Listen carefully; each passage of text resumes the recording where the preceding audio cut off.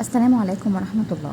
طبعا كلنا في الفترة الأخيرة سمعنا عن إن هيحصل تغيير وتطوير في المناهج الدراسية في مصر، وده عمل جدل كبير بين أولياء الأمور وحتى الطلبة، حتى صغار الطلبة اللي قلقانين من شكل المنهج الجديد.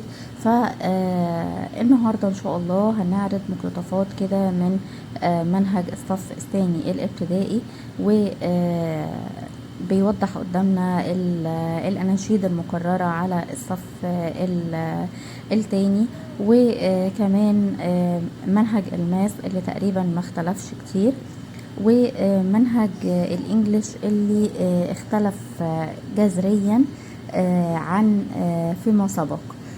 الحقيقة لحد دلوقتي منزلش المنهج بشكل كامل، لكن بتنزل منه أجزاء.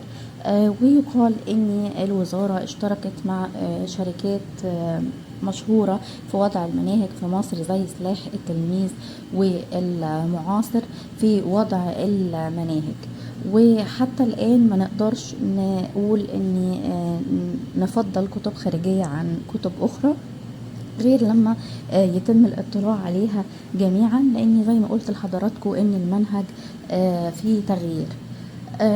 فاحنا في انتظار نزول الكتب الخارجية، لان كما جرت العادة هي بتنزل قبل كتب الوزارة اللي بيستلموها الأولاد في أول يوم دراسة. بكده تكون انتهت حلقتنا، وان شاء الله هننزل للصفوف الابتدائية والاعدادية اللي حصل عندها تغيير في المنهج بشكل دوري.